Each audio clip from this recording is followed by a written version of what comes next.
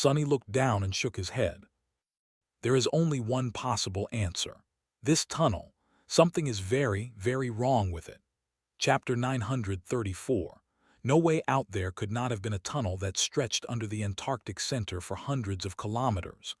Not only would a structure like that be a miraculous feat of engineering, but far too many people, especially the Army strategist and someone as knowledgeable as Professor Obel, would be aware of its existence. However, no one had been. Sonny remained silent for a while, then looked at the old man. Professor Obel simply shook his head. I am afraid I can't explain, which is not too surprising. After the nightmare spell descended, there are many things in the world that science, or rather, our limited scientific understanding, fails to explain. Sonny sighed. Great. What was he supposed to do now? It was clear that the laws of nature were either broken or worked differently inside the tunnel. Space was not behaving as it was supposed to behave, or maybe they had simply traveled to some strange pocket dimension that was filled with nothing but true darkness. Maybe they were all under the influence of another mind hex. Maybe they had all been devoured by the swarm of brood beasts and were now condemned to an eternal purgatory. Who could tell? Sonny cursed silently, then wrapped all four shadows around the undying chain to ramp up its mental protection. Nothing changed. The oppressive darkness did not disappear, if anything. It seemed even more foreboding now. He closed his eyes for a moment. All right, let's not panic yet. Sonny looked around, then walked to the wall of the tunnel and struck it with his fist. A startling bang rolled through the tunnel, echoing in the darkness. In the place where his steel gauntlet had landed, a small impression appeared, with a net of cracks spreading from it through the cold stone. Get back into your vehicles. Everyone followed his instructions without asking questions. The convoy continued to move forward. However, this time, Sonny made it stop after 10 minutes and left the rhino alone. Wrapping the shadows around his body, he activated the Light Eater, enchantment of the cruel sight, to illuminate the path and ran back into the darkness. Moving much faster than the vehicles had, he soon reached the point of the previous stop and studied the cracked section of the wall, then made his way back. The convoy moved for another 10 minutes. After that, Sonny commanded them to put the vehicles in reverse. The tunnel was not wide enough for the rhino and the civilian transports to turn around and drive back. After a while, he gave the order to stop. This is bad. His seemingly erratic actions, of course, had not been without a reason. Sonny already knew that it was possible to go back to a previously visited spot inside the tunnel. Bell, Dorn, and himself had walked for around 6 kilometers during the initial scouting, and then safely returned to the convoy. The first stop he had ordered was to make sure that the same principle still applied. Indeed, he had been able to return to the marked portion of the wall from 5 kilometers away. The second stop was to test if something would change with more distance, and it had. They should have long seen the imprint of his fist and the net of cracks around it, but there was none. At some point in time, somewhere between 5 and 10 kilometers of separation, the mark had disappeared without a trace, which was very, very bad news for Sonny. It meant that they could not return to the collapsed exit from the tunnel. The way back, and the second option he had of escaping to the surface, did not exist anymore. Staring into the darkness, Sonny felt a cold shiver run down his spine. If he had led the scouting party a few kilometers further, would they have been separated from the convoy forever? Would they be doomed to wander the darkness alone for the rest of their lives? He had come close to disaster without even knowing it. I was lucky. One of his worst fears had become reality. Sonny was more than capable of fighting against enemies that he could strike down, even if their strength seemed overwhelming. However, he was as powerless as the rest against circumstances like the one they found themselves in right now, against threats that were both unseen and unexplainable. dooming those who encountered them silently and without warning. Simply by existing. Against threats like that, he needed someone like Cassie. Sadly, she was far away, probably preparing for the war between valor and song with the rest of the Fire Keepers. A damnation. He looked at the stone walls of the tunnel, then at the battered vehicles of the convoy. There were almost 400 people in them that he had promised to rescue. Was he going to become a liar? Sonny tilted his head a little, then blinked. Wait, what nonsense am I thinking about? I have always been a liar. There's nothing for me to become. He took a deep breath. No, it is all right. I'll find a way out. After all, he did not need to understand the nature of the trap. He just had to break it. Somehow. Sonny rubbed his face, glanced at the darkness one last time, and gestured for Luster to continue driving the rhino forward. Before anything else, they had to make sure that there was really no limit to the strange endlessness of the dark tunnel. The convoy traveled through the darkness, traversing kilometer after kilometer. More hours passed with nothing changing. Then, some more. Eventually, an entire day was gone. Slowly, a sense of dread was spreading through the exhausted refugees and the mundane soldiers. Even the irregulars seemed tense. Sonny commanded everyone to stop and make camp. People needed rest, and nothing would improve if they persisted forward despite everything. As the soldiers started cooking food and arranging sleeping places for the civilians, he walked some distance away from them and called Sergeant Jeer over. Jeer jogged to where Sonny stood, half swallowed by darkness, and asked in a hoarse voice, "Yes, Captain, did you need something?" Sonny lingered for a few moments, looking back at the convoy. Then he looked at the sergeant and said, "Yeah, I have 2 questions for you. How much food do we have left? And how long will the fuel cells of the transports last?" While the people of the convoy were settling in to rest, Sonny observed them with a dark expression on his pale face. Finally, he winced and headed back into the rhino. There the irregulars were waiting, unsure what to do. It was not like he had answers either, but Sonny had to decide what their next steps would be. He hesitated for a few moments. "Luster, Samara, and Dorn, go to sleep and report our situation. Perhaps Army Command has some idea about what we are dealing with here." Despite the ominous nature of the dark tunnel, things weren't as bleak as they seemed. The convoy was cut off from the first evacuation army in terms of actual support, but information still flowed between the cohort and their superiors. Somewhere in the government databases, there had to be a hint on how to escape the endless darkness. Even if no one had ever encountered its source before, people would have clashed against something similar in the past. If not, Sonny would venture into the dream realm himself and seek out Cassie. With her powerful divination abilities, she was his best bet.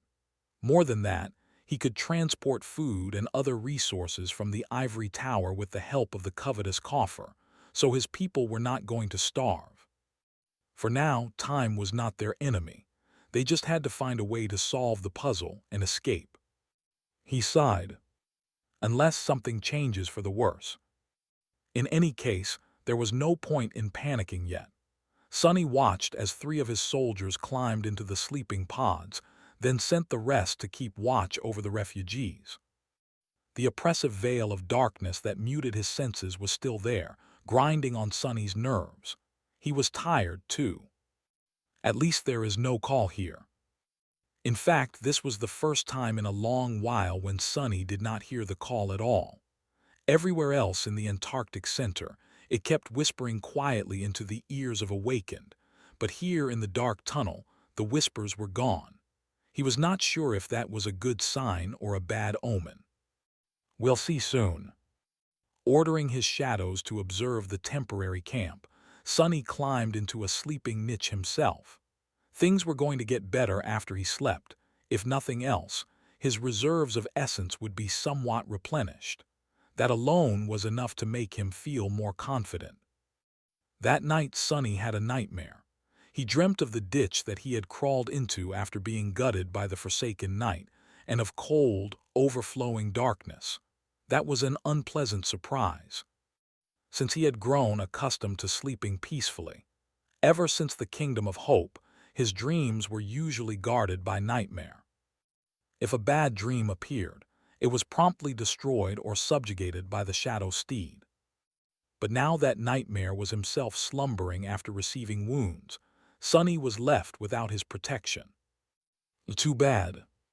Feeling less rested than he would have preferred to, Sonny went to the command suite of the Rhino and studied the monitors to get a glimpse of the convoy's camp. Everything seemed to be in order. The shadows would have woken him up if anything happened, but it was nice to make sure. He lingered for a while, then walked over to the kitchen area to brew himself some coffee. Sometime later, carrying a steaming cup, Sonny returned to the living area and leaned on a bulkhead. With nothing else to do, he simply stared at the closed panels that hid the sleeping niches. The awakened he had sent to the dream realm were going to return soon. Finally, when his coffee was almost gone, one of the panels slid away, revealing the insides of the pod. There, Luster slowly opened his eyes and looked directly at Sonny. Then, the young man flinched back with a startled expression on his face. "See, Captain, what are you doing here?" Sonny silently brought the cup to his lips and took a sip. "I am drinking coffee, fool. What does it look like I'm doing?" Luster opened his mouth, then closed it. He seemed to be very confused. "No, I mean, what are you doing in my citadel? How did you get here? That doesn't wait." He finally looked around, realizing that he was inside the Rhino. However, Luster's confusion only grew. "That is not my citadel." Sonny frowned, studying the young man's expression. "Why would you think that you are inside a citadel?" Luster blinked a couple of times. "Well, that is how things work, right? You go to sleep in the real world and are sent to the dream realm." "Don't tell me." Sonny closed his eyes for a moment. "So what you are trying to say is that you did not return from the dream realm. You fell asleep in the waking world and woke up in the real world."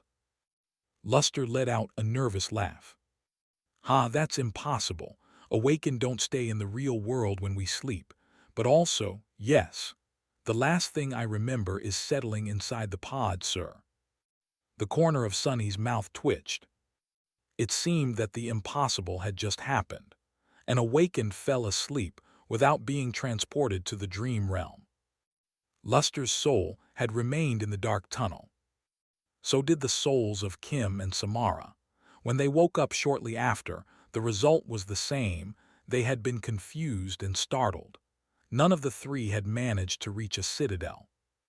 That is not good at all. Without saying much, Sonny reached within himself and tried to sense the familiar pull, the pull of his anchor in the dream realm. Usually, as long as he concentrated on the anchor, he would initiate the process of traveling across worlds.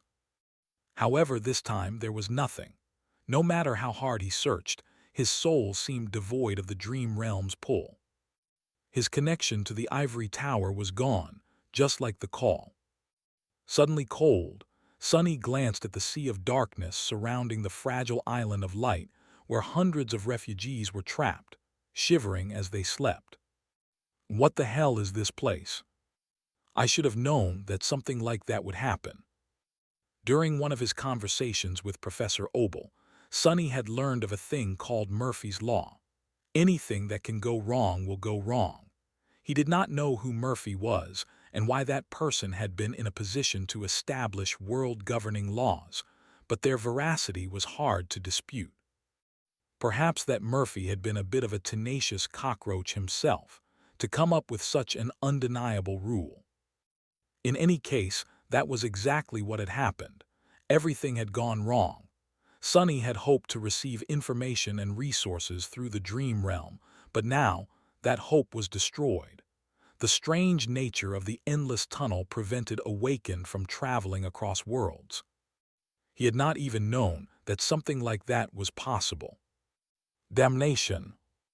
Instructing the members of the cohort to keep the news to themselves, Sonny hesitated for a bit, and then gave the convoy an order to break camp. They had to continue moving forward.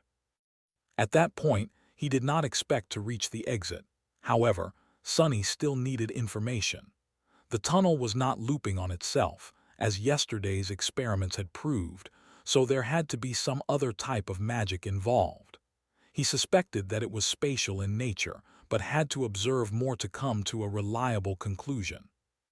The Rhino rolled forward, and the civilian transports followed. Once again, they waded through the silent darkness, cutting it with beams of light. Stone walls flew by, and since their surface always looked the same, it was easy to imagine that the convoy was not moving at all, and was instead stuck in place, cursed to repeat the same moment in time over and over again. The only thing that broke the monotony were the foreboding entrances to the side passages that occasionally appeared from either left or right. Sonny knew that the most logical solution would be to try and explore them instead of stubbornly trying to reach the exit of the main tunnel. However, he felt reluctant to do so, at least for now. It was as though everything was forcing him to make that decision, which was exactly what sent his paranoia into overdrive. It's almost like something is trying to lure us deeper underground. Curse it. The side passages were too narrow for the Rhino to pass anyway, and he was not going to abandon the APC unless absolutely necessary. Sonny did pay the side passages a lot of attention, though. As he studied the entrances and the darkness that shrouded them, a small hint of suspicion appeared in his mind. Apart from that, he was not remaining idle, even if it might have looked like that to the rest of the people riding inside the Rhino. Throughout the next day, Sonny remained in his chair in the command suite. He did glance at the screens from time to time, but rarely. Mostly, he just moved his fingers in a strange way, making it seem as though they were performing a complicated dance. At some point, Bate couldn't stay quiet anymore and asked in an irritated tone, "What on earth are you doing? Are you trying to cast a magic spell or something?" There was deep unease and fear hidden behind that annoyance, though. Sonny smiled. "Actually, that is exactly what I am trying to do. I am an amateur sorcerer, you see." The young woman scoffed. "Fine, don't tell me. I guess you finally lost your mind." But Sonny had told her the truth. Although she could not see them, he was actually weaving strings of essence between his fingers. At that point, Sonny was proficient enough to not cut off any of his fingers in the process, like he had in the Red Colosseum. There was not even a single cut on them.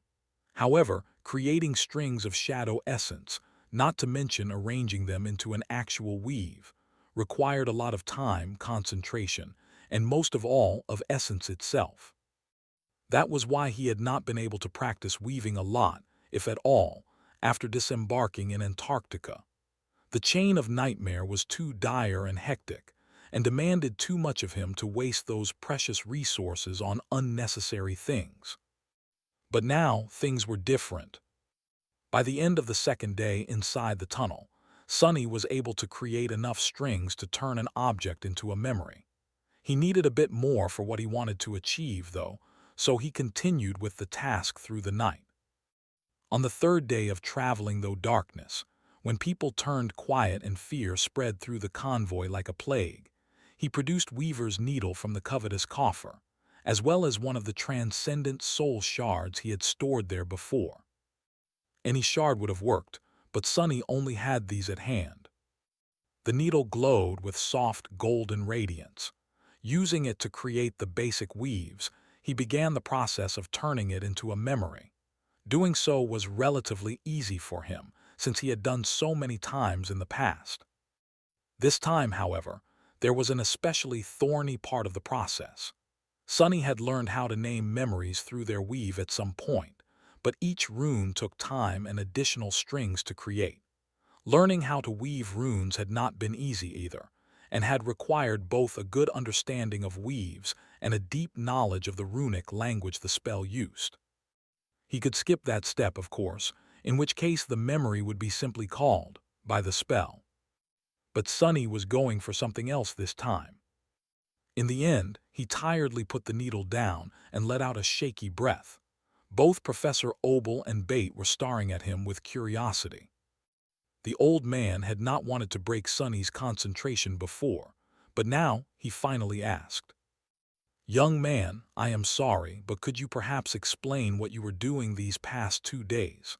I must admit, it looked quite bizarre in the start, but now we are both very intrigued." Sonny smiled. I was preparing to send a message."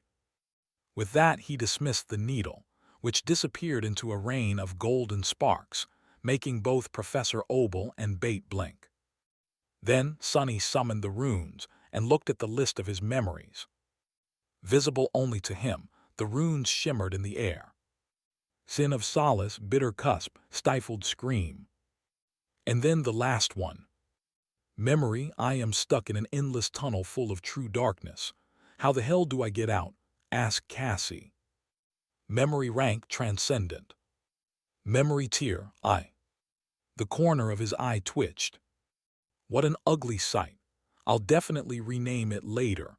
The memory Sonny had created was, of course, a message to Nephi's. The shadow bond that connected them was an innate ability of his aspect, and as such, existed outside of the spell.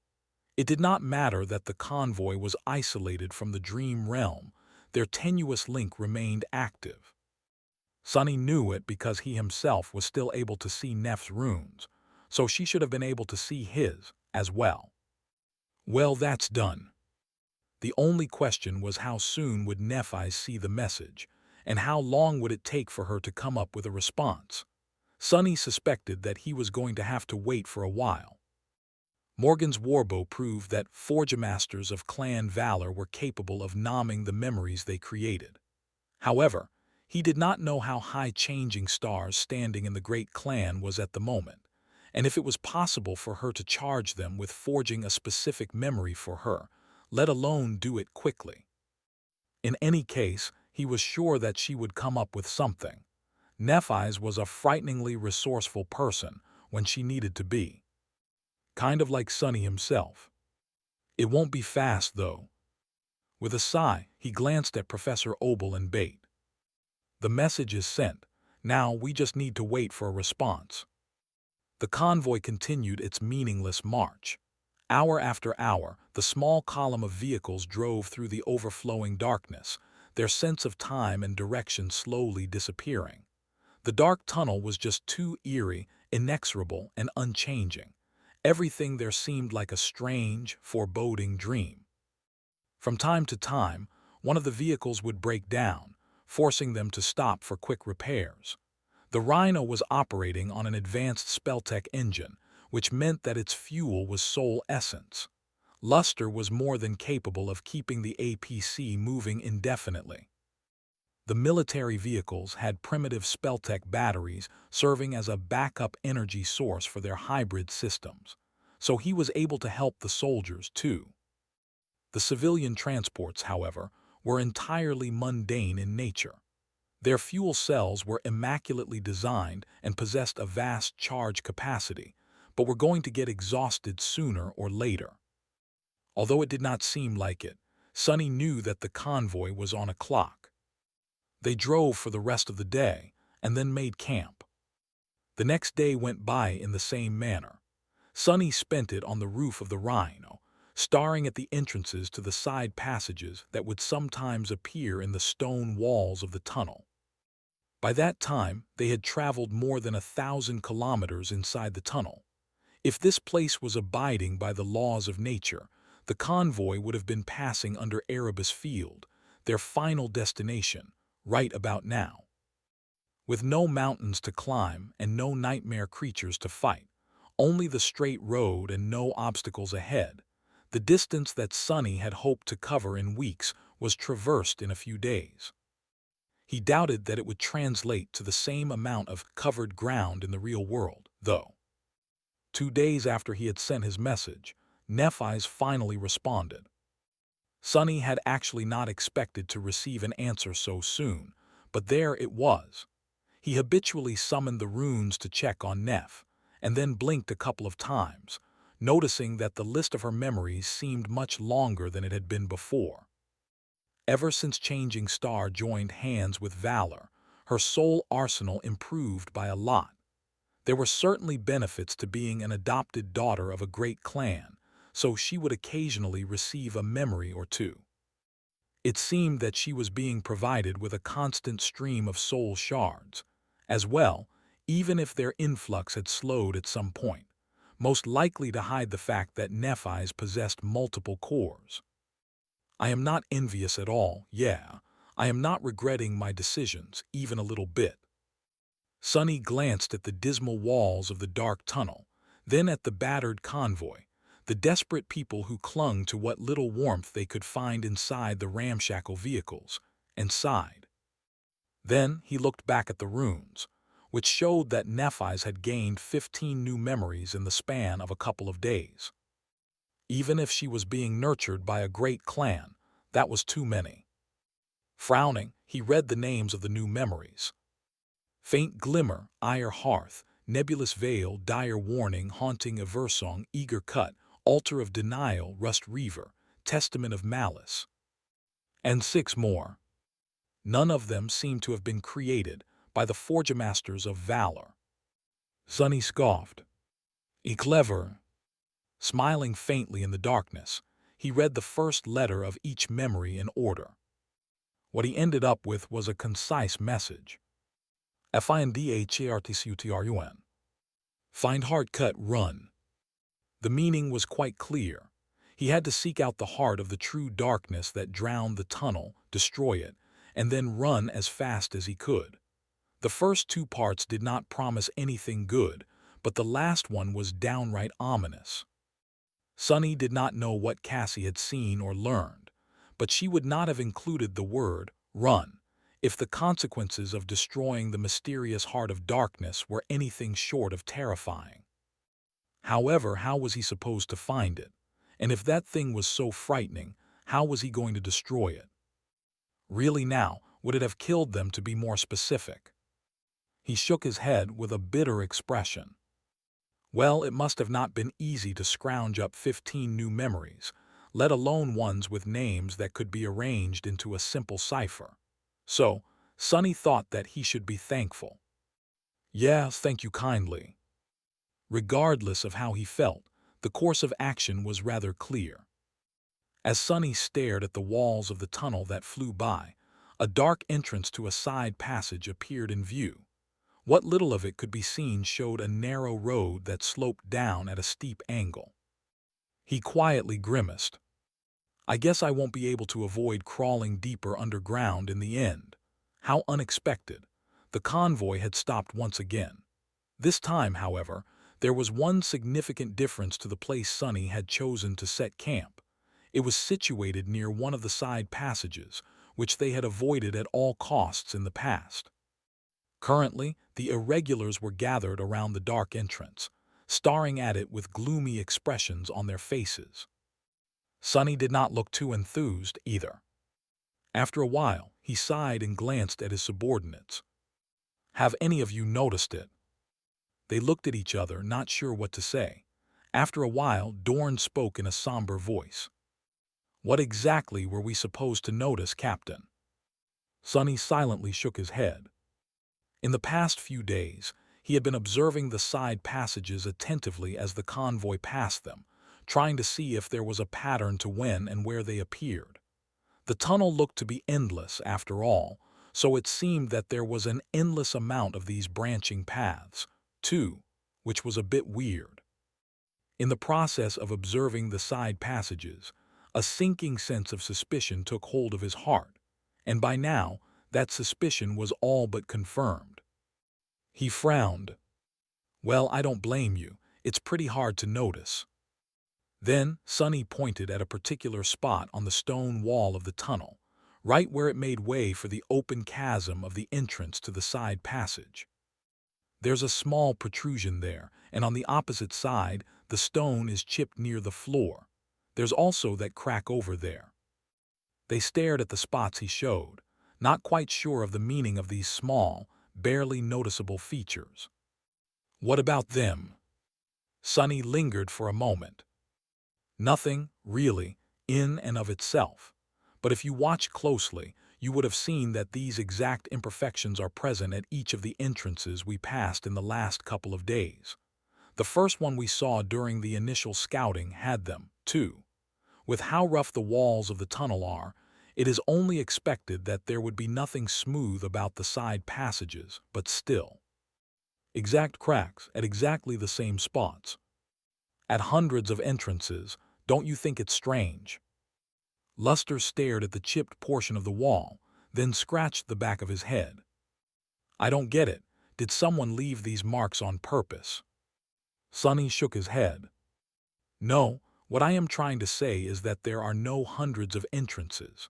There's just one entrance and one side passage, repeating over and over across the tunnel. All these entrances we saw were the same and lead to the same place. The irregulars paled. After a long stretch of grim silence, Bell finally spoke. So we are being invited somewhere. Noticing his carefree smile, Kim shivered. More like being lured somewhere, don't you think? The swordsman just shrugged. Well, an invitation has to be alluring, right? Otherwise, no one will come. Kim stared at him with a deadpan expression for a few moments, then turned to Sunny. So what are we going to do, Captain? Sunny echoed Bell's smile, making her eyes widen slightly. What else? We are going to answer the invitation, of course. Sure, it all seems like a dreadful trap after all. The damned tunnel more or less left us no choice but to try and explore the side passage. It's an ingenious food delivery system, if you think about it. The food delivers itself. We are the food in this metaphor, of course, and we are going to deliver ourselves to whatever it is that's waiting underground. Bell's eyes glinted. And then we eat it instead of it eating us. Sunny cleared his throat. Right, that's the plan. We are going to try to only be eaten a little at the very least. Something told him that his plan did not sound too encouraging to the irregulars. He coughed. Also, I have it on good authority that we will have to get the hell out of the tunnel as soon as the thing trapping us inside is found and destroyed. So, we will split into two teams. One team will go down.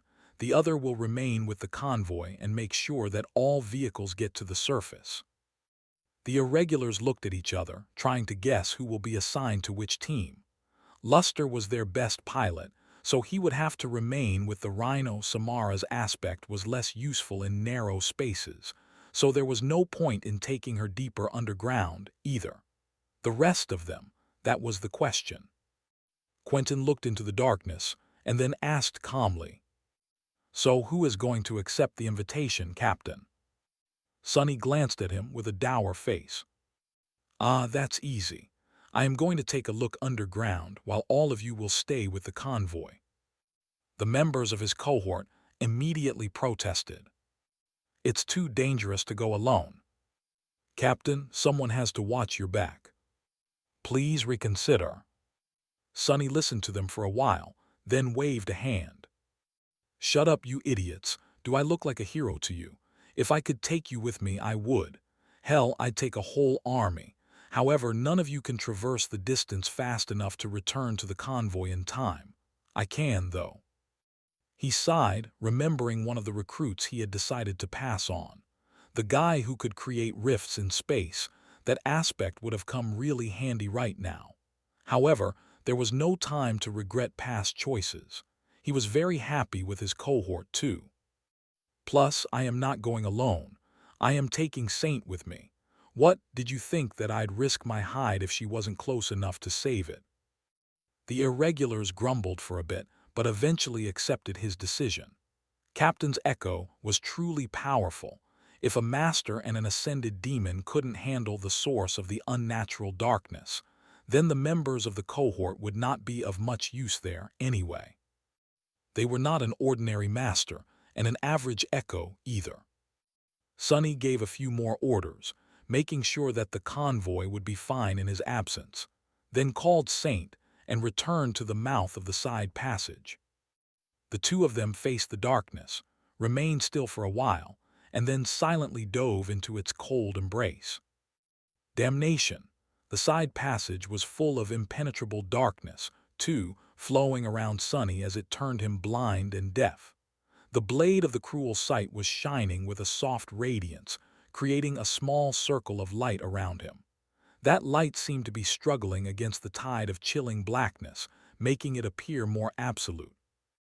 The walls of the passage were much closer to each other than that of the main tunnel, its roof lower, and the circle of light was even narrower still. All of that made Sonny feel extremely claustrophobic. He walked forward with a resentful expression on his face, feeling the floor slope downward beneath his feet. If there was one thing that reassured them, it was the silent silhouette of Saint, who was by his side. The taciturn demon moved with her usual indifference, wielding the sin of solace in her hands. Together, they descended deeper into the belly of the mountain. Curse it, damn it, this is such crap. Sonny was, unsurprisingly, very nervous. There were a lot of things for him to be nervous about.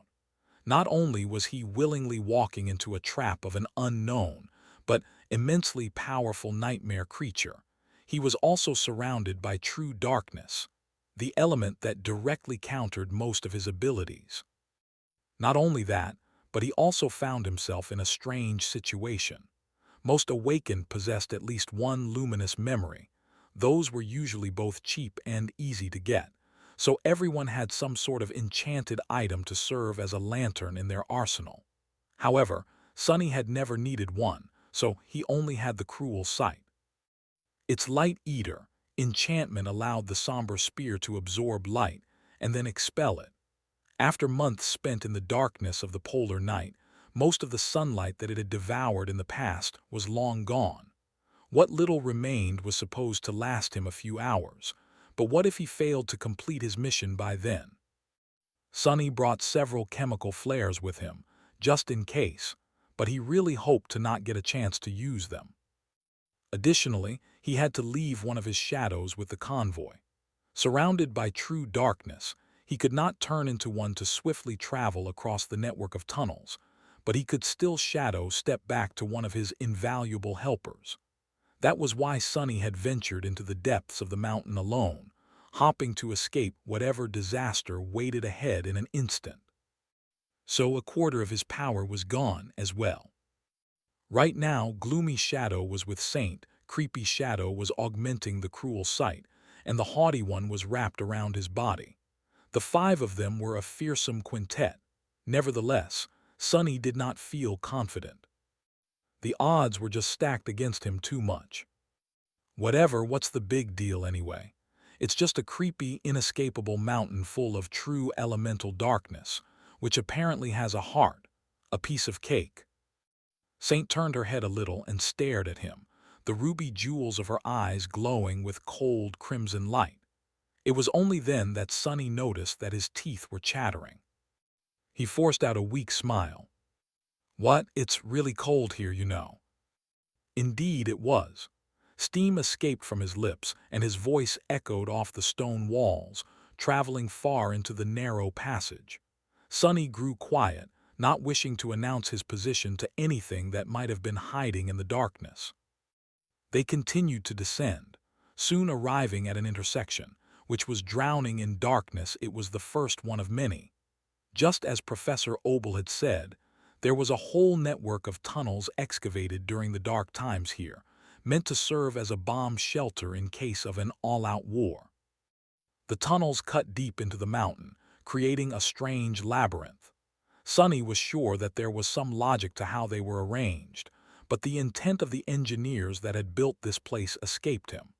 If anything, the system of passages and chambers cut roughly in the stone seemed random and disorderly.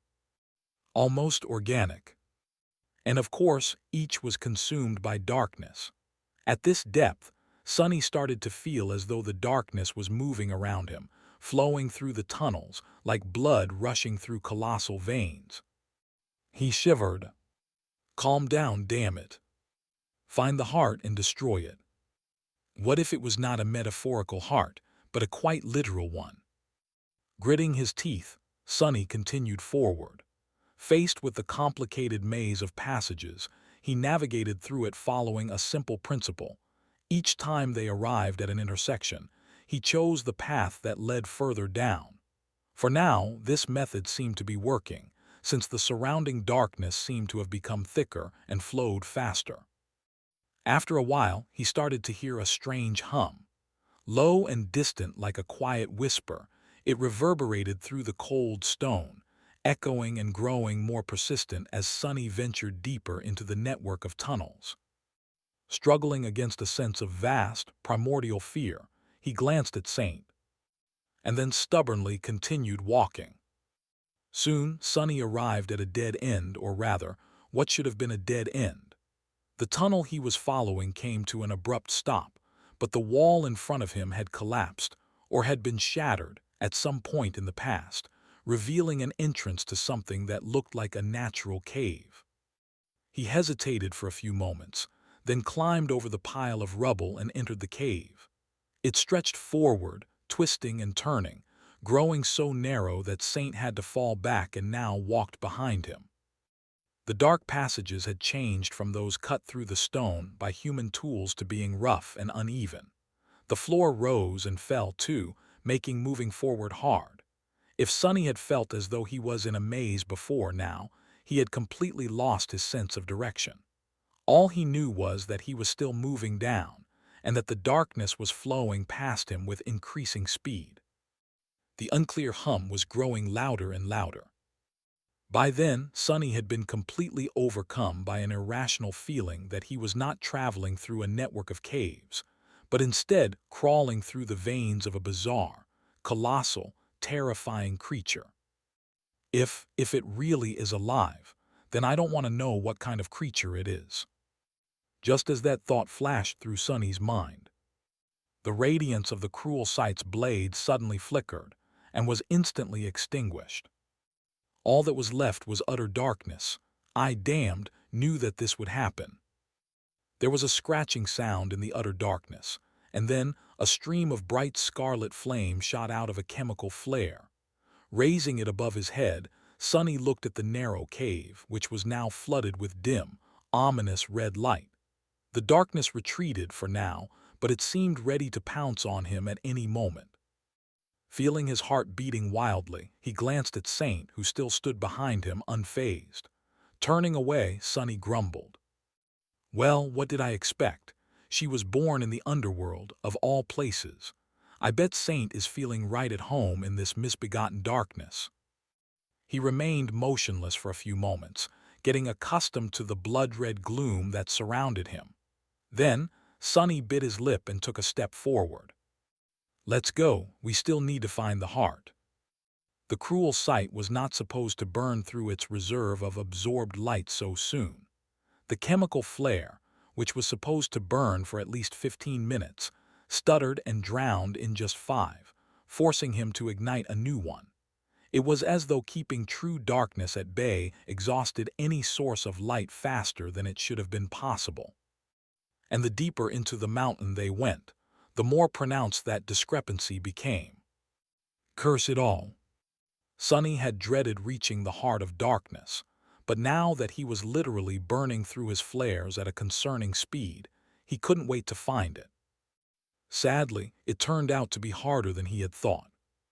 The human-made tunnels above had an obvious direction, but the chaotic network of caves was both harder to traverse and all over the place. Sometimes, he would follow a path downward, only to end up climbing for a while.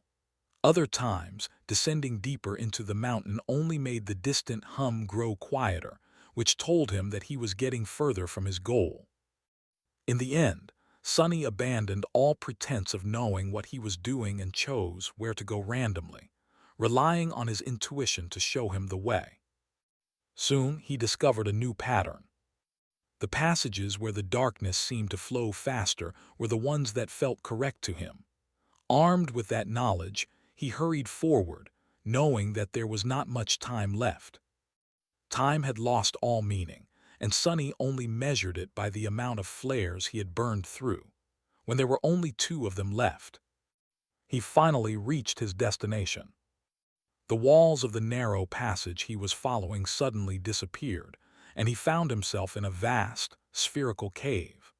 In the dim red light, he could see dozens of similar dark holes opening into it, each leading to a different natural tunnel.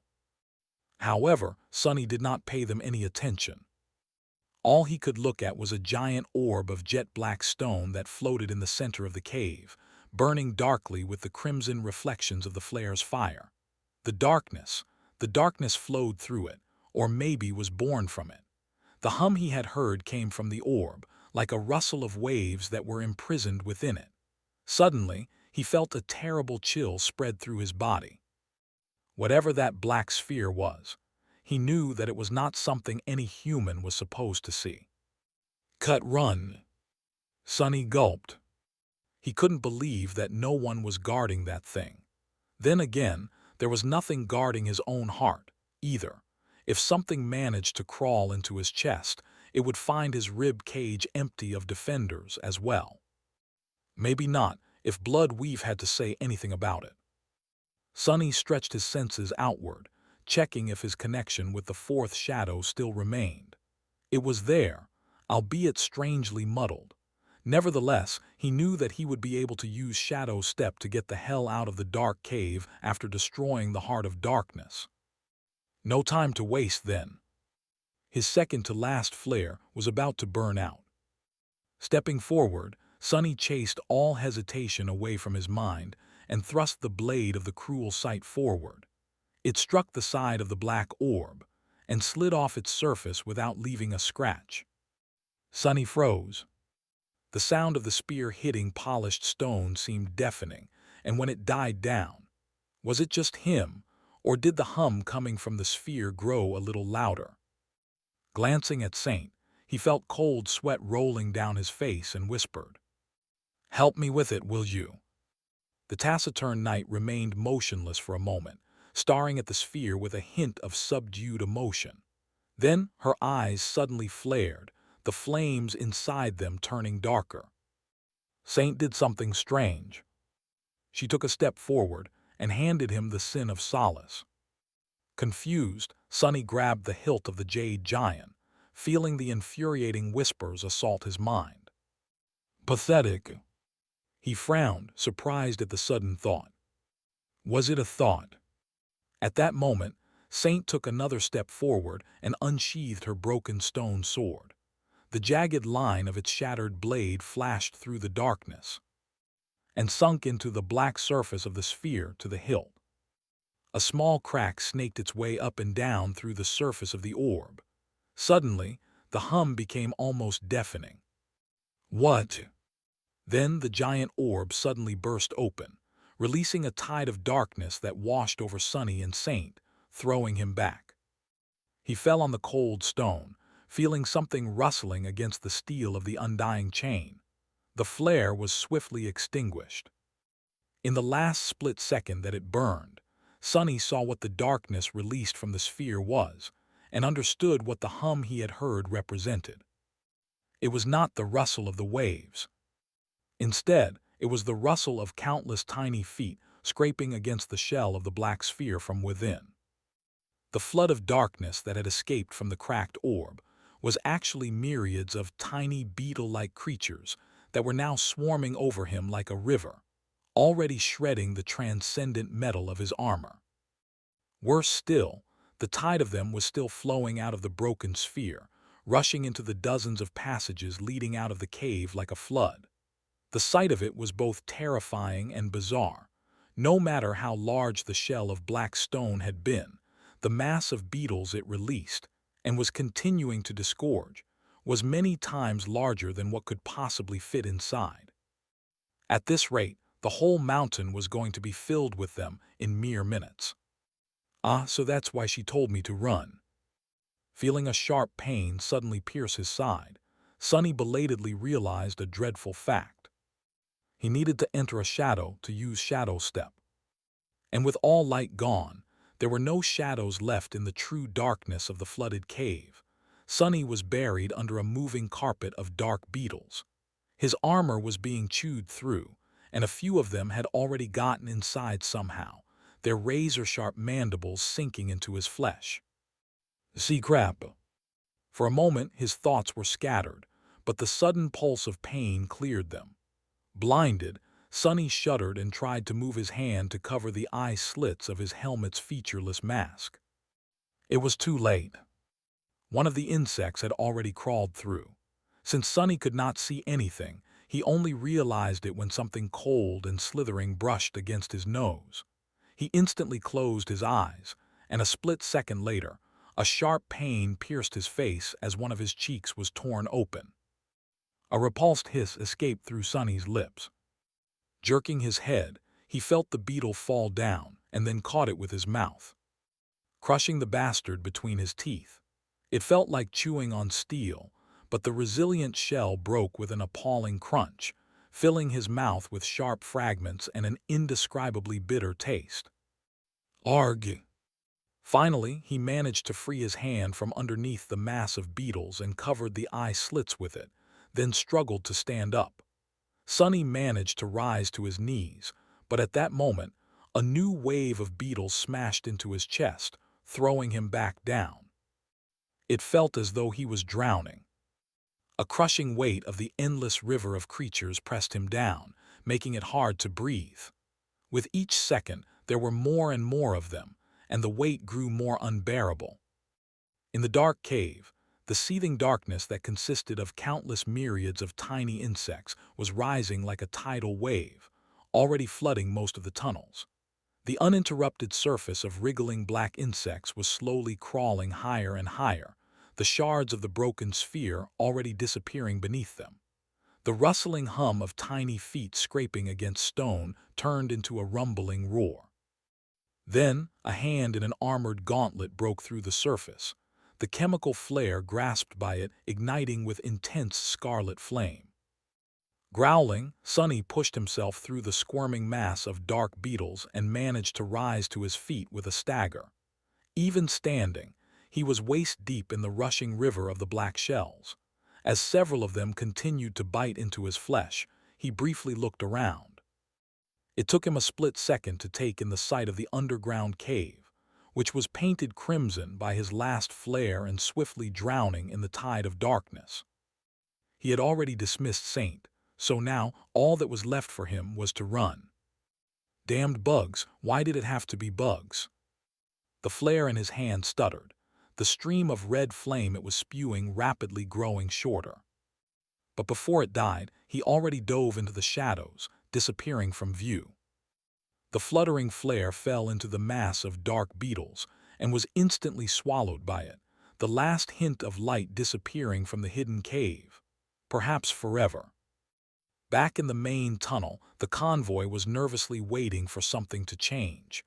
Everyone was already loaded into the vehicles and waiting for the captain to return. Minute passed after minute, with no news of him. The ever-present darkness remained the same. Inside the Rhino, Luster was sitting quietly in the pilot's seat. Professor Obel and Bate were in the lounge area, discussing something among themselves. The young woman glanced at her communicator, then took a medicine pack from her bag. At that moment, something fell from under the roof, and a familiar figure crashed into the floor, shattering one of the robust alloy chairs in the clangor of metal. All they saw was the battered surface of the bleak armor and a mess of limbs. Rolling over his shoulder and jumping to his feet, Sonny wasted a second to catch his balance, and then jerked his head sideways to look at Luster. "What the hell are you waiting for? Drive, go as fast as you can now." In the next moment, the whole mountain shuddered, and streams of dust fell from the tunnel's roof. Luster's eyes widened, and he sent the APC forward without asking a single question. If the captain was shouting, things were seriously, seriously bad. Bate and Professor Obel both rose, startled by Sonny's sudden arrival. "What?" He threw a hand in their direction. "Stop, don't get closer." As the Rhino rolled into the darkness, swiftly accelerating, the rest of the vehicles promptly followed. Inside the APC, the undying chain disappeared into a rain of sparks, leaving Sonny half naked. His pale body was covered with small, ugly lacerations, but there was almost no blood in sight. Several tiny black insects fell to the floor and were promptly and viciously stomped to death by him. Nevertheless, even after disposing of the beetles, Sonny did not look relieved. Instead, he paled even more and then bent over, vomiting a mouthful of dark blood. Bate took a step forward, looking around in search of a medkit with a worried expression on her face. "What is going on?" Sonny bared his teeth in a growl. "I said stay back." With that, a strange stiletto appeared in his hand. Its blade was long, narrow, and seemed to be forged out of ghostly glass.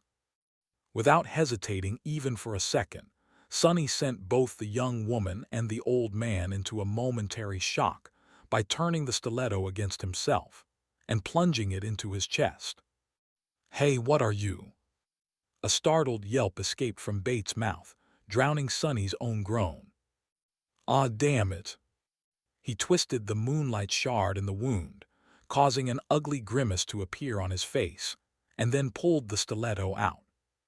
Impaled on it was the body of a strange beetle with a jet-black carapace, its shell broken, crushed, and smeared with blood.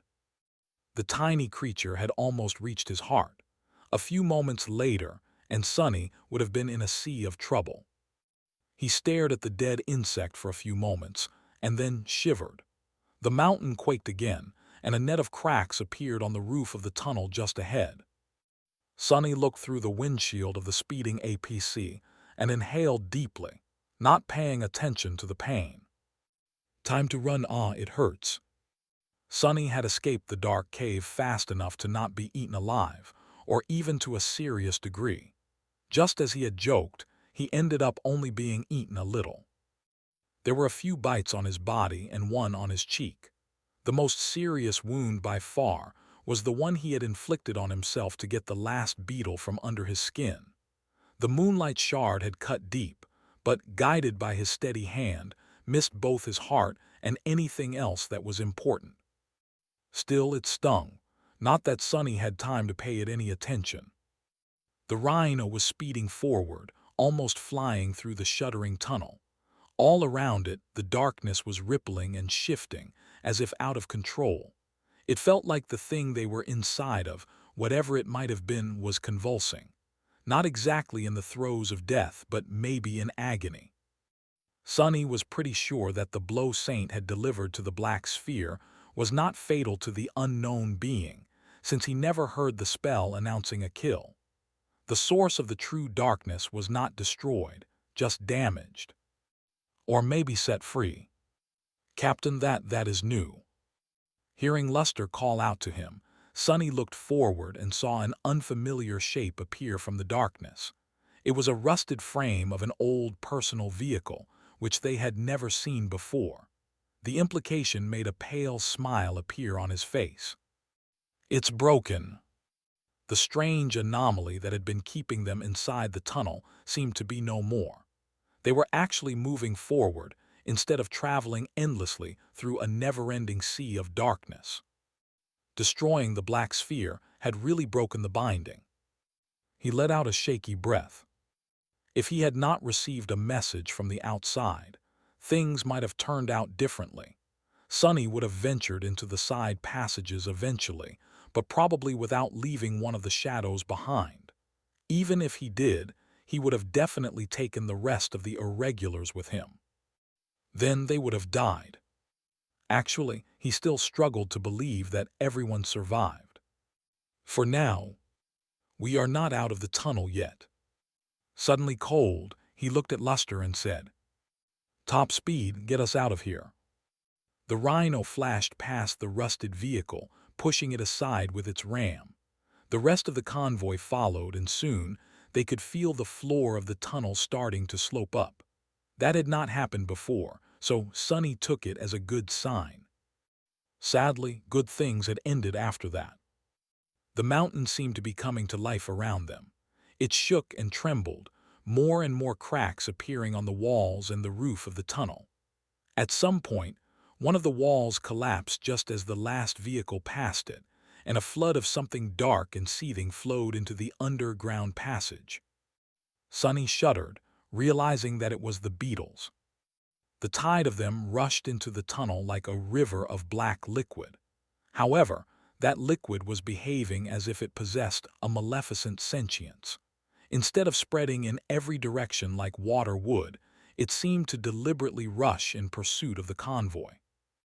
Up ahead, a deep crack appeared on another section of the wall, and a few tiny bodies fell from it on the road.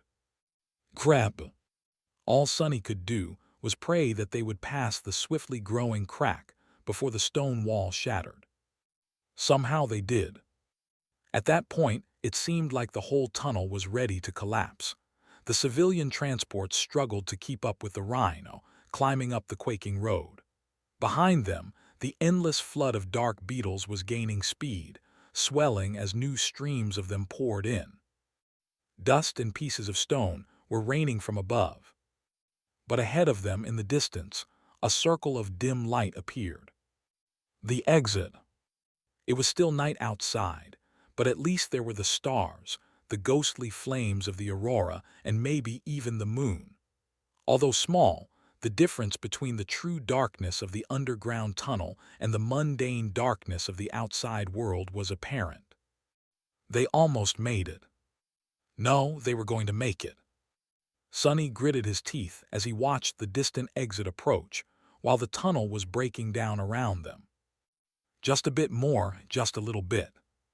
Finally, the rhino shot through the round opening, escaping into the chilling cold of the polar night.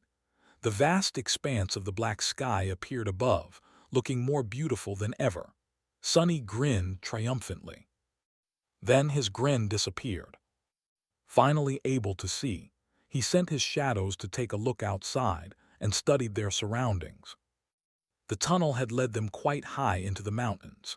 Behind them, the stone slopes were cracking and breaking, with giant boulders rolling down into deep gorges with deafening noise. Rivers of darkness were flowing out of the mountain, all twisting to take aim at the escaping convoy. The damned beetles were continuing to pursue them even now. In fact, the wide streams of black insects seemed more like limbs of a colossal being than swarms of tiny creatures. They stretched and slithered, looking like giant tentacles, very much like those that Sonny could create himself, but on a much, much larger scale. He felt a sudden chill spread through his wounded chest and belatedly summoned the undying chain back. Their battle might not have ended just yet. But how could he fight something like that? No, their only chance of survival was to run. Even Cassie had said that he had to run, so that was what Sonny planned to do. Luckily, the convoy appeared to be a little bit faster than the flood of darkness. Oh crap! Hearing Luster's shout, Sonny felt the rhino come to an abrupt stop. It was so violent and sudden that he was thrown off his feet, while Bate and Professor Obel grimaced in their seats, secured in place by durable straps. What is he doing? Has that bastard lost his mind? Before even standing up, Sonny commanded his shadows to look away from the approaching tide of black beetles and try to see what had made Luster stop. What they found made him utter a curse. Damn it all! Right in front of them, there was a vast canyon that seemed so deep that it might have as well been bottomless. There was a long, wide vehicle bridge connecting the two sides of the canyon. Sadly, the bridge had collapsed at some point in the past, maybe decades ago. Now, all that remained of it was a piece of broken road that hung over a dark abyss, and Rhino had stopped precariously just a few meters away from the edge. Curse it. Sonny stared at the dark abyss of the canyon, his mind empty. A second passed in stunned silence, then another. Finally, he turned around and looked back, as though capable of gazing through the armored hull of the Rhino. Which he was, in a way. There, behind the heavy APC, the other vehicles of the convoy had hit the brakes, barely avoiding slamming into each other. They were crowded on the mountain road, snow dancing in the narrow beams of the headlights. And behind the convoy, the flood of darkness was rushing forward, stretching its tentacles in their direction. They had maybe a minute before the mass of dark beetles reached the rear vehicle. This time, Sonny was not going to be able to protect it. He might manage to destroy hundreds, or even thousands of the ghastly insects, but it would be like a drop in the ocean. None of his attacks would be able to deal the titanic wave of darkness any serious harm, especially because, as Sonny suspected, the beetles were not technically alive. Not only did he not hear the spell announcing the kills while slaying the few that had crawled into his armor, but the mere fact that the damned creatures traveled with him through the shadows meant that they were somehow akin to inanimate objects. Sonny was only able to carry those with him through Shadow Step, after all. What good would it do to kill a bunch of bugs that were not even alive, to begin with? "Captain, what do we do?" Sonny glanced at Luster, then said in a hoarse voice, "What else? Run, we have to run." Then he silently disappeared into the shadows. A moment later, Sonny was standing at the edge of the broken road, looking into the bottomless abyss below. The biting cold of the polar night caressed his skin, and the strong winds instantly tried to push him down. Behind him, the tide of black beetles was devouring the cracked surface of the road, getting closer and closer, and the mountain continued to quake, erupting with a flood of darkness. The canyon was somewhere between 100 and 200 meters wide, with steep vertical slopes that stretched far, far down. There was no secondary road to skirt its edge or descend to its bottom, only the broken bridge and the vast schism separating the convoy from the opposite side. Sonny gritted his teeth. There was not much time to think, so he did the first thing that came to his mind, without even stopping to consider if it was possible to pull off. If it was impossible, he would just have to change that. His essence surged, coursing through his veins with tremendous speed, and then flowed outward. His face paled as his eyes turned into two pools devoid of any light. Just as the darkness disgorged by the mountain moved, the shadows covering its slopes moved too.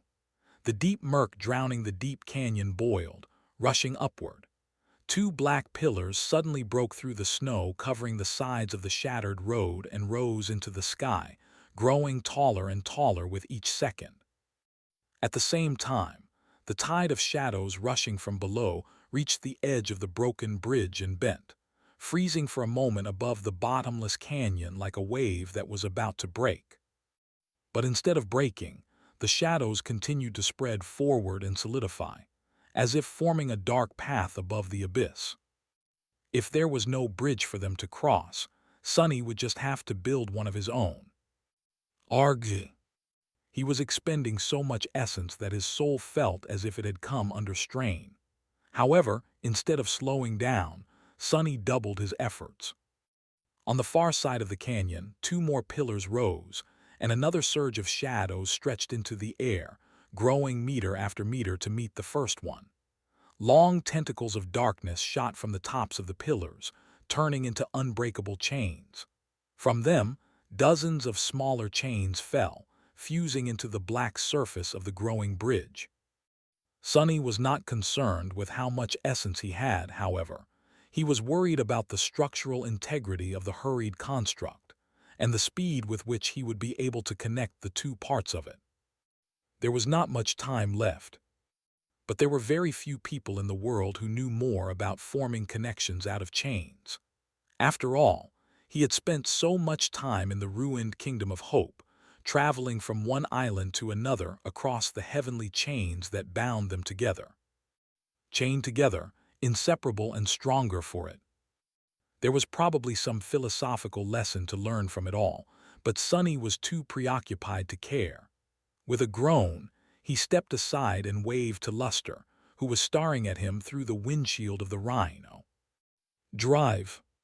The young man looked at him with wide eyes, then glanced at the eerie black road that hung above the abyss, connected to nothing and only supported by dozens of swinging chains. Then, with trembling hands, he sent the APC rolling forward. Its massive wheels soon abandoned the cracked asphalt of the broken road and touched the black surface of the shadow bridge. The manifested path of shadows shook slightly, but held. It bore the full weight of the rhino, and then that of the next vehicles that drove onto it, and then the next. Soon, the whole convoy left the solid ground and entered the aerial road built by Sonny.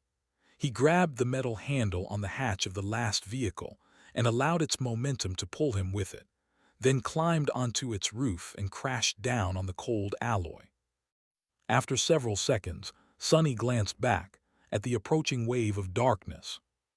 It was already so close, too close. Somewhere ahead, the rhino almost reached the end of the growing road of shadows. The APC was moving faster than Sonny was capable of making the bridge manifest itself, but luckily, the second part of the path was already close. The two sides of the black bridge connected and fused with each other just a few seconds before the massive rhino rolled over the invisible seam and continued to speed forward without pause. Soon after that, Luster let out a shaky breath as the wheels of the rhino touched solid ground on the other side of the canyon. Sonny was feeling like he was on the verge of fainting, but forced himself to remain absolutely focused. Behind him, the myriads of dark beetles were already crawling across the shadow bridge. The wave of them were almost halfway across, putting so much pressure on the chains that a few of them were on ready to snap. Bastards! It was at that moment that the vehicle he was riding on shuddered as it passed between two tall black columns. Looking back, Sonny grinned. This is a toll bridge, pay up or die. On second thought, just die. With a quiet groan, he released the mass of shadows that had followed his will, allowing them to return to their natural immaterial form. A sense of profound relief almost sent him stumbling off the roof of the moving vehicle. The shadow bridge suddenly turned ghostly, collapsing into shapelessness, and then dissipated into the night. Myriads of dark beetles plummeted down, and even more of them continued to flow from the slopes of the battered mountain, plunging into the abyss of the canyon like waterfalls of pure darkness. But the convoy was safe. It continued moving forward, putting more and more distance between itself and whatever it was that had dwelled in the network of old tunnels. Sonny let out a heavy sigh, and then sprawled listlessly on the roof of the military vehicle, looking at the distant tapestry of cold stars. No more tunnels, damned ever. I hope. After the ominous mountain disappeared from view, hidden by the snowy slopes and darkness, the mundane darkness of the polar night, not the unfathomable true darkness that they had just barely escaped from, the convoy finally came to a stop. Around them was the familiar landscape of the Antarctic center. Deep in the mountains, they were temporarily protected from the wind by an overhanging cliff and had reached a wide area that was somewhat fit to serve as a campsite. The vehicles needed to be checked after the recent mad dash, and the people needed time to come to their senses. Plus, they had no idea where they were. Sonny had to scout the area, determine their location on the map, and come up with a route forward. He also needed to make sure that there were no swarms of nightmare creatures close by or heading in their direction, and do 1,000 other things. I don't want to. Creating a bridge of shadows had cost him a lot of essence, but the mental strain had been far worse. Sonny felt tired and lazy, but he had no choice except to get busy right away. Rolling off the roof of the military vehicle, he landed on the snow side and sent his shadows to explore. By then, the members of his cohort and other people had already emerged from their transports.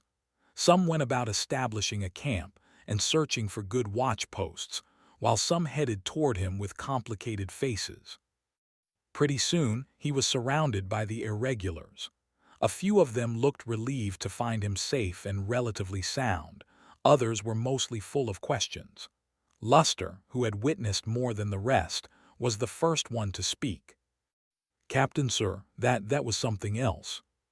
Sonny simply nodded, in agreement with the young man for a change. Luster hesitated for a few moments, then asked cautiously, "But what was it exactly?" He stared at Sonny and added in a suddenly hoarse voice, "I don't mean that amazing bridge you made. I mean the other thing. The one that almost gobbled us up." Sonny did not answer for a while. Eventually, he shook his head and looked south with a dark expression. "I don't know." He had a few ideas, though. The being that had dwelled in the old tunnels was too vast and powerful to be a simple nightmare creature. It reminded him a lot of the crimson terror of the Forgotten Shore. So, perhaps, it was also a terror, one that had gone into a slumber to evolve into a titan. Or maybe a titan that was in the process of evolving to a higher rank. Or maybe it was a creature that had entered the process of evolution, only to be devoured from the inside by a different, more insidious abomination. In any case, Sonny was certain that he and Saint had messed the whole process up somehow, and even lived to tell the tale. Speaking of Saint, he wondered if she was all right. The damned beetles had not seriously wounded him, but she had been standing much closer to the eerie black sphere, whether it was a heart, a harrowing egg, or a chrysalis when it burst open. Sonny had not seen his shadow since. He was also curious why her broken stone sword had managed to harm the sphere when the cruel sight failed. Sonny knew that Saint was not destroyed, since he had felt her return back into his lightless soul after being dismissed, but she might have sustained severe damage. Sonny gave several orders to the irregulars, checked on Professor Obel, and then found a quiet place to find out. Somewhat nervous, he summoned Saint, but nothing happened. Damnation, just as I thou. Something wasn't right. The taciturn demon's absence felt different from how it usually was when wounded shadows slept in the nurturing black flames, repairing themselves. He almost couldn't feel her at all. Concerned, Sonny dove into the soul sea, stared at the 4 dark suns of his shadow cores for a few moments, and then summoned the runes. Shadows, Marble Saint, Soul Serpent, Nightmare. The runes describing the serpent were lifeless, indicating that it was outside his control. Saint's, however, appeared normal. He concentrated on her name and read. Shadow, Marble Saint. Shadow rank ascended. Shadow class, Demon. Everything looked normal. However, at the very end of the field of shimmering runes, a new string of them appeared. Sonny's heart skipped a beat. Marble Saint is evolving. And what? He remained motionless for a while, then sighed. So that's how it is. Leaving the soul sea, Sonny looked up, breathed in the cold air of the polar night, and smiled crookedly. He was both happy and despondent. Saint had risen to a higher class once before, after slaying the Forsaken Knight. Back then, she had ripped a strange dark jewel from his chest and ate it. Then, his shadow, who had been an awakened monster at the time, disappeared back into his soul to enter the process of evolution. Saint must have gotten something from the dark sphere as well. Sonny was elated to know that she was evolving once again, wondering what form his Shadow Knight would assume and what powers she would gain. However, he also remembered that last time, her evolution to a higher class had lasted for more than a month, robbing him of her support throughout the civil war in the Bright Castle. This time, too, he would be left without his strongest aid for a while. Saint must have known that too, so this time, she did not return into his soul core of her own free will, instead choosing to remain in the waking world to assist him. However, Sonny had dismissed her himself, not knowing what that would entail. He sighed. Well, there was no other choice anyway. That was the only way to get her safely back to the convoy. And now the safety of the convoy was laying squarely on his shoulders, and his alone. Rest well, Saint, you deserved it. When she returned, her powers would undoubtedly be much greater. Sonny was going to need every bit of that power to survive the rest of the Antarctica campaign, but for now, He would have to lead the convoy the rest of the way to Erebus Field without his faithful shadow. I better get busy then. It wouldn't do to have Saint return only to see that we are still stuck somewhere in the mountains. No, not at all. We're both going to be ascended devils, so I'll have to work hard to, not be overshadowed by my own shadow. He looked down and let out a bitter sigh. Again, somehow, almost everyone in the convoy was still alive. Looking at it from the roof of the Rhino, Sonny felt both burdened and surprised. He had not really expected to get this far into the mountains without suffering severe casualties. Was he supposed to feel proud of himself? Let's try to keep it this way then. By now, his shadows had already climbed the nearest peaks, allowing him to observe the surrounding area. The tunnel they had escaped from might not have been endless, but as it turned out, it was actually quite long. More than that, it cut straight through the mountains instead of meandering its way around the gorges and canyons. As a result, and due to the previous days of travel, the convoy had managed to cover a lot of ground and was more than a third of the way to Erebus Field. Sadly, the good news ended there. That is troubling. Sonny glanced at the screen of his communicator, then climbed back into the interior of the APC and opened the map of the Antarctic Center as a projection in the command suite. They had reached the edges of the section that he had marked back in the abandoned bunker. From here onward, all Sonny had to go on was the stock map, which was not very detailed and outdated on top of that. The battle between the Saints and the Titans had changed the topography of the entire region, and there were the effects of the chain of nightmares itself to consider, too. Of course, he could always repeat the process and update the map with the help of his shadows again, which was exactly what he had been planning to do, and why his mood was currently so foul. With a sigh, Sonny started to put new marks on the projection. Soon, the position of the convoy was surrounded by a sea of red lines and symbols that stretched far to the north, with barely any green in between. Damnation! The path ahead was going to be rough, to say the least. They must have been relatively close to the place where the three saints of the first evacuation army had battled the Winter Beast, the Goliath, and the Whispering Legion, eliminating the latter Titan. The resulting earthquake had destroyed a good chunk of the mountain range and made a mess of the surrounding area. Sonny was trying to come up with a way to get the convoy through that mess, but it seemed all but impossible. Most of the roads were destroyed, and those that remained were buried under heavy debris. Avalanches, landslides, and rockfalls were everywhere, reshaping the landscape. The damage was much worse here than Sonny had expected. And there were nightmare creatures, of course. The whole area was seething with them, and he had already spotted at least 24 active gates, with more probably hidden from view by the overturned terrain. Sonny was not sure if the Rhino would be able to make it through, let alone the civilian vehicles. No matter how hard he tried to find a safe route, there seemed to be none to be found. His mood turned dark. After a while, Sonny decided to get a fresh pair of eyes to take a look at the map, or better yet, several. He ordered the irregulars to gather in the APC and invited Sergeant Gier as well. Professor Obel was already there, so Sonny simply asked the old man to join him in the command suite. Soon, everyone arrived, and an improvised strategy meeting started. The result was about as disturbing as Sonny had expected. No one seemed to have a good idea on how to proceed.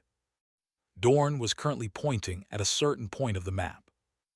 If we can use our echoes to lead the nightmare creatures deeper into the gorge, we might be able to drive past this gate without being swarmed by enemies. From there, we can follow the auxiliary road to the pass and get some breathing room. Samara shook her head. Even if we manage to avoid the nightmare creatures, you are overestimating the civilian transports. Most of them won't make it on this extremely rough terrain. We are already struggling to keep them from falling apart, and this whole stretch of the mountains is basically a high-intensity obstacle course. She sighed, then looked at Sonny with a somber expression. There is one more thing everyone is forgetting about too: fuel cells. They are not exhausted yet, but going through a gauntlet like that will put them under strain, which I don't think we can afford. Driving through the mountains is one thing, driving through this disaster zone is another. Sonny frowned, then glanced at Sergeant Gier. Can't we improvise something to charge the transports up? The soldier hesitated for a few moments. Eventually, he sighed. We can cannibalize the military vehicles, if need be. The power systems are not exactly compatible, but with the help of awakened Kim and Samara, some sort of converter can be rigged.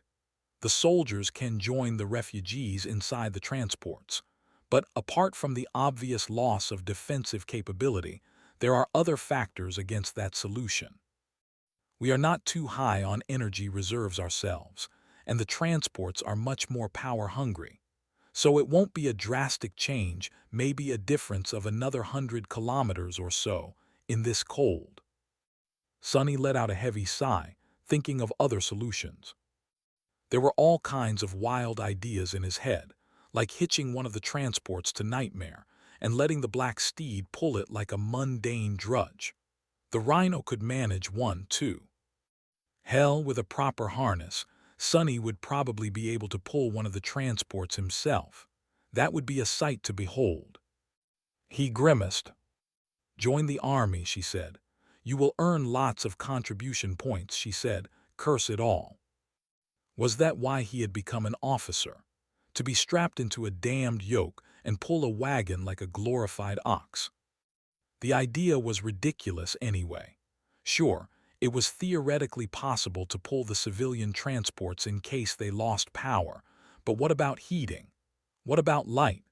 How would the civilians survive hundreds of kilometers of traveling through the mountains in the middle of a polar night without those things? At that moment, Luster suddenly spoke. There is an option that we are all overlooking, isn't there? One that is not only viable as far as terrain is concerned, but will also get us to Erebus Field within a day. The others looked at him with confusion, while Sonny's face darkened. The young man smiled sheepishly, then added, I mean, I know that it's risky, but it's right under our noses. With that, he pointed at the map. There, at the very edge of the mountains, a thick red line was stretching far north. The coastal highway. The coastal highway, that damned thing. Sonny was, of course, aware that traveling by means of the highway was an option. An incredible option, even, considering that the highway was wide, flat, kept in good condition, and stretched most of the way to the very northern edge of the Antarctic center as it skirted the whole landmass between the mountains and the ocean. But that was exactly the problem with it. Built along the coast, it was both awfully close to the water and utterly exposed. Here in the mountains, they were hidden from most of the prowling nightmare creatures by the terrain and could use it to their advantage.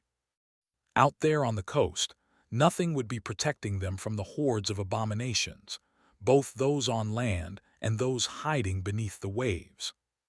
Sergeant Gier and the other survivors of the initial, much larger convoy could attest to the horrors of the coastal highway. They had barely escaped it once, losing most of the transports and every member of their awakened escort in the process.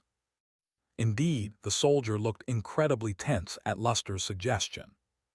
With all due respect, you don't know what you're talking about. That place, it's a death trap. A handful of us managed to survive a shorter journey across the highway than what you are proposing, and even that was by some miracle. Luster scratched the back of his head. Yeah, but your situation back then was different. Gier frowned. How so? The young man looked at him with surprise. I mean, isn't it obvious? You didn't have the captain with you. And what? Sonny stared at Luster for a few moments, dumbfounded. Did the fool finally lose his mind? However, Sergeant Gier's reaction to the ridiculous response was out of his expectation. Instead of mocking Luster, the soldier looked down and cleared his throat in embarrassment. Well, that is true indeed. Sonny blinked a couple of times. Thanks for the vote of confidence, but I am not a miracle worker. I am afraid of the coastal highway too. There was a reason for why he had chosen a much longer, much more arduous journey through the mountains, after all. Even if the highway offered a convenient path to their destination, it held a much higher risk of running into something that none of them was prepared to handle.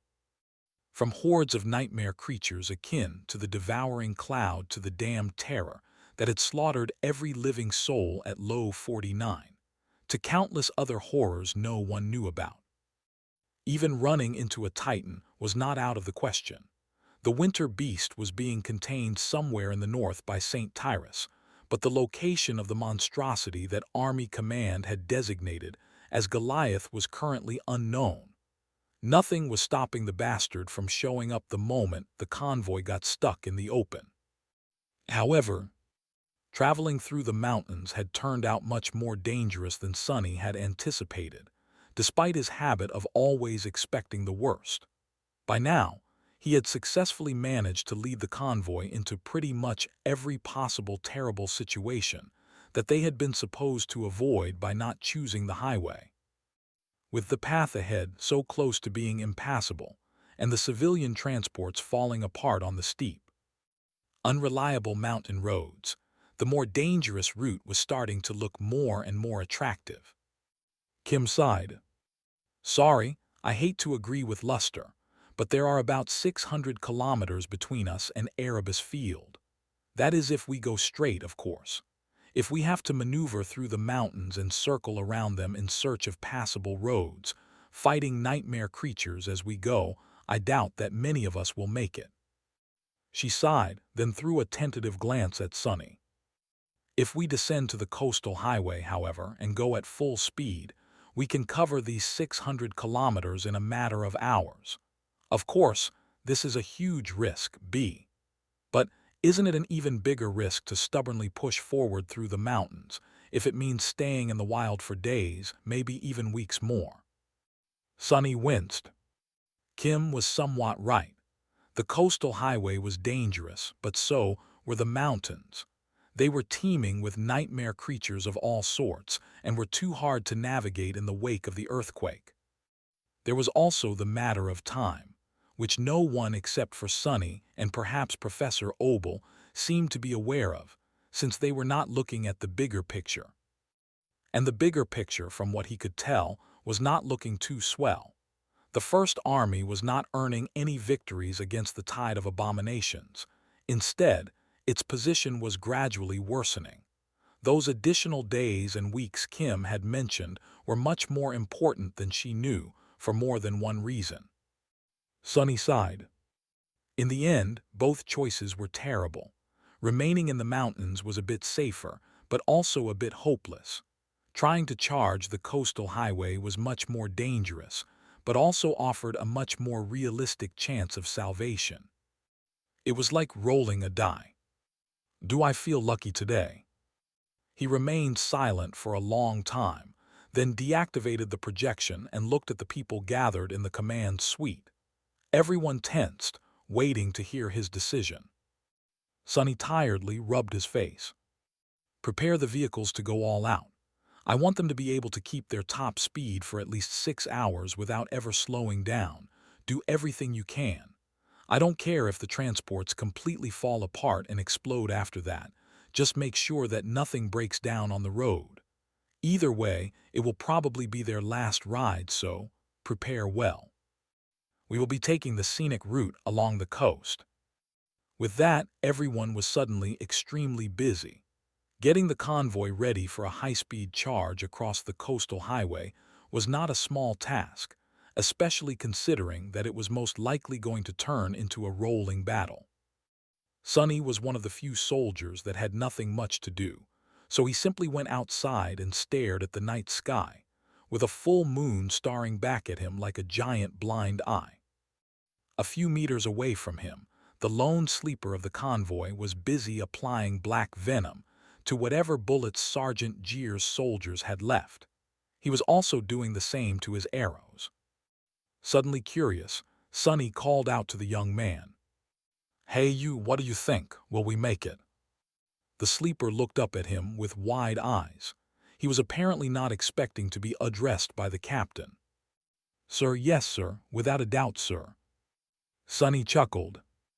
"That's the spirit, oh right. I was meaning to ask, what is your name anyway?" The sleeper stared at him blankly for a few moments, then looked down and whispered under his nose. "Goddammit, what the hell, really?" Sonny frowned. "What was that?" The sleeper flinched. "Oh, sorry, sir. It's just that, I have already told you my name like 20 times. It's my flaw, sir. Everyone seems to forget." "Huh."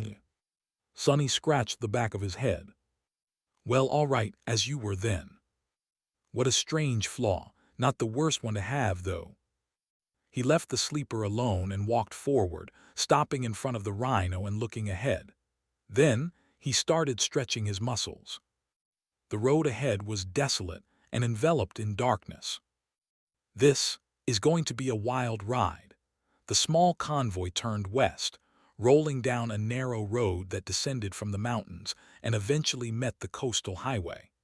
The rhino was moving at the front of the column, with 4 remaining civilian transports following it and the 3 battered military vehicles guarding the rear.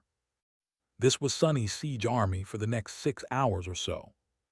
The 3 armored vehicles at Sergeant Jeer's disposal still had some ammunition left, just barely enough to last them the rest of the way to Erebus Field, provided that their charge across the highway would be as dire as Sonny anticipated. The civilian transports were not only flimsy, but also lacked any kind of integrated defense systems to ward off the attacking nightmare creatures. However, they were protected by something far more lethal, the irregulars. Samara was already setting up her rifle in an improvised gun nest on the roof of the rearmost transport. To allow the awakened sharpshooter complete freedom in picking off targets from distance, Quentin was by her side, his sword and shield ready to strike down any nightmare creature that would dare to get too close. Kim was on the roof of the next vehicle, with a dozen magazines of charged rounds prepared in advance for her carbine. The nameless sleeper was keeping her company with a bow and a quiver of poisoned arrows. Bell and Dorn were protecting the last 2 transports. Both had memories capable of ranged attacks, but neither was a proficient marksman. Their main job was to prevent abominations from attacking the refugees directly. So, knowing that they would probably have to move around the roofs of their assigned vehicles a lot, the 2 fighters had neglected modifying the vehicles with any kinds of protective emplacements. All 4 transports had been prepared for the charge as well as the soldiers could manage. There were plates of armor and alloy spikes welded to their sides, as well as makeshift rams attached to their fronts in a pale imitation of the rhino. And lastly, there was the heavy APC itself. Since Saint was gone, Sonny was sitting on its roof instead, holding Morgan's warbow in his hands. Despite the howling of the chilling wind, he did not feel cold at all, fueled by adrenaline. His body was encompassed by the dull steel of the undying chain, the dying wish hidden beneath its sleek breastplate. He was ready for battle. Traverse the highway as fast as possible, killing anything before it had a chance to approach the convoy. That was the plan. Not that Sonny really expected everything to go according to it. Blackie and Abomination were running ahead of the column, serving as the vanguard and forward scouts, while Nightmare was still slumbering in the depths of his soul. The Dark Courser was already sufficiently healed to be summoned, but Sonny was holding back on calling upon him until things inevitably went south. Which they will, I just know they will.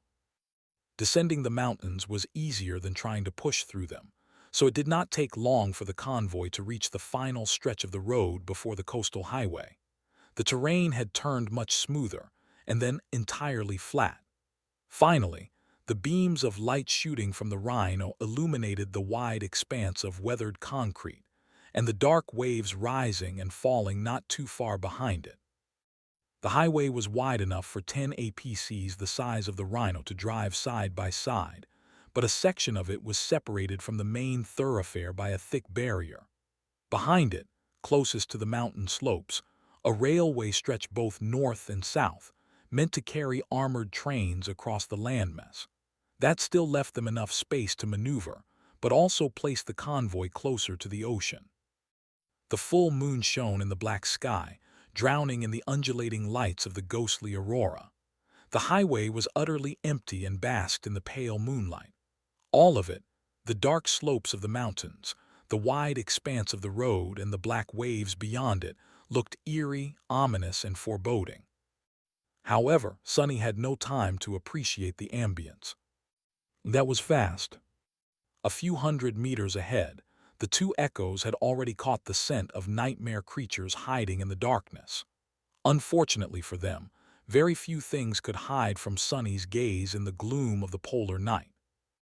Even before Abomination had a chance to lunge at the dark shapes laying on the road, a black arrow fell from the sky, piercing the head.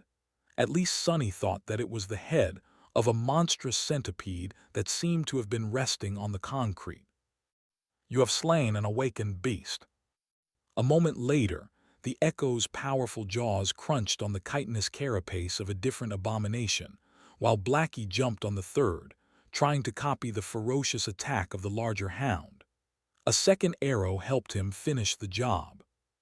Without slowing down, the rhino plowed through the corpses of the massive centipedes, tearing them apart and clearing the way for the rest of the convoy. Sonny felt the APC vibrating as it gradually gained more and more speed.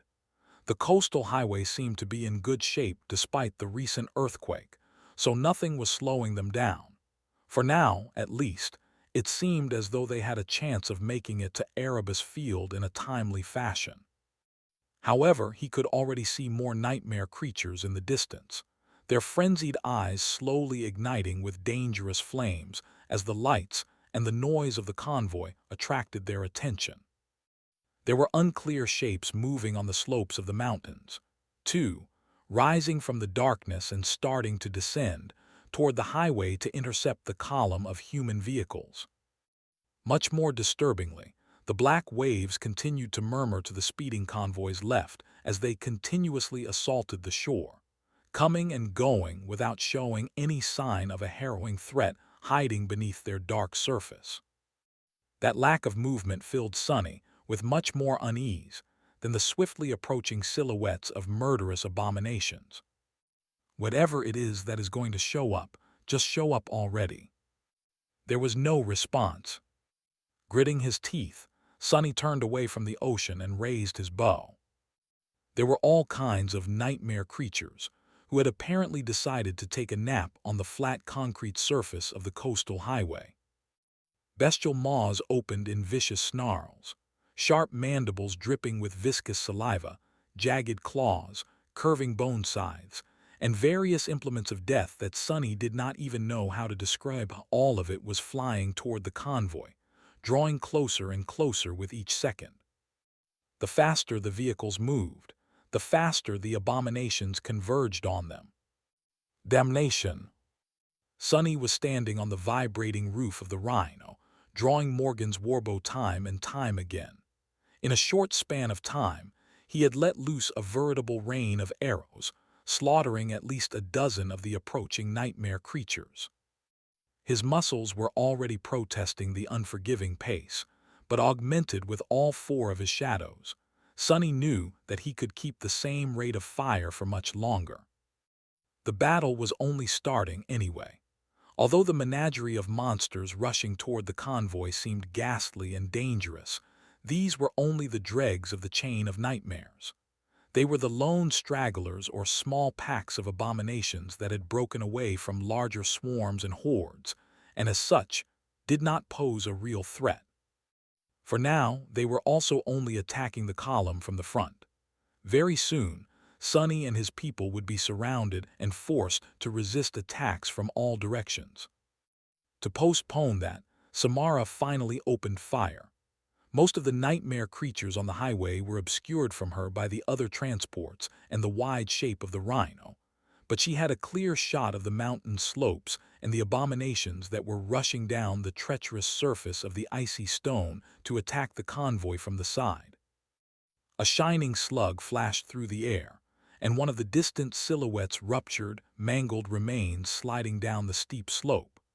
Even before the echo of the first thunderous shot dissipated into the cold air, the powerful rifle was already humming with electrical whine once again, charging to spit another devastating round. I am not fast enough to kill all of them. For now, Sonny was conserving his essence. He was only using one of the active enchantments of his mighty bow, Soul Arrows, which did not demand a lot of it. The dying wish was also inactive, for now, since there was no need to draw the attention of abominations away from the civilian transports yet. He considered summoning the strike of thunder for a moment, then decided against it. Their charge toward Erebus Field was going to be a marathon, not a sprint. They had to be frugal with how to spend their power and resources. Instead of laying waste to the approaching nightmare creatures with a strike of lightning, he picked the most threatening ones and concentrated on taking down these high-priority targets first. Abomination fearlessly dove into the mass of enemies, tearing them apart with ruthless determination. Since there were very few fallen creatures among this first wave, most were much weaker than the massive Echo. Blackie, however, was in danger of being slain if he was not careful. The smaller hound separated and dashed to the edge of the highway, concentrating on attacking the outliers of the rushing mob. So far, so good. Sonny killed most of the nightmare creatures that could seriously threaten the rhino, but at that point, the APC was already only meters away from the swiftest of the attackers. Moving at its top speed, the enormous bulk of the rhino smashed into the lunging abomination, practically pulverizing it into a cloud of crimson haze. The second creature crashed on the concrete with an arrow in its eye, and then the convoy was in the thick of the disorganized crowd of nightmare creatures. Some of them were quick enough to change direction and dash toward the civilian transports. The others were too slow and allowed the column to flash past, then wasted precious seconds to stop, turn around, and hurry to pursue the speeding vehicles. The turrets of the military vehicles barked, sending poisoned bullets toward those abominations that were fast enough to catch up with them, and ignoring the rest. It was not their goal, nor was it realistic, to slaughter every single nightmare creature across 600 kilometers of the coastal highway. But then again, there was no need to. They only had to kill those that the convoy could not outrun. Samara continued to fire her rifle, choosing to concentrate on the more powerful targets, just like Sonny had. On the next civilian transport, Kim was using her carbine to cut down those that managed to get close to the column, while the nameless sleeper was sending one arrow flying after another. Bell was using a small throwing hatchet that gruesomely sliced the abominations apart, and then magically returned to his hand. Dorn was armed with a set of iron javelins that seemed to hit much harder than they were supposed to, even with his prodigious strength. The convoy cut through the first wave of nightmare creatures, leaving broken bodies and bleeding corpses behind. Its defenders continued their barrage, finishing off those nightmare creatures that were now gaining on the column from the back. Sonny rotated his shoulder and winced slightly, then knocked another arrow on the string of his bow and froze for a moment. Peering into the distance, he tried to evaluate the situation. His face darkened. Curse it! A few hundred meters ahead, a stream of nightmare creatures was spilling on the highway from the mountain slope. And ever further away, behind them, the whole width of the road was blocked by a dark mass of monstrous bodies. This time it was a proper swarm. One of many they would have to fight their way through, most likely. Sonny studied the swarm for a split second, then quickly glanced at the ocean. At least the dark waves were calm for now. With a contemptuous sigh, he sent the arrow flying in the direction of the mountain slope, and then drew his bow again. This time, His fingers were illuminated by the furious light of a caged lightning. Thanks for watching. Please subscribe and like the video and comment down if anything wrong in the story. And if have any suggestion to a new novel or want next part of any series, comment down. Our target is to get 1K subscriber. There will be surprise for all of you. Stay tuned.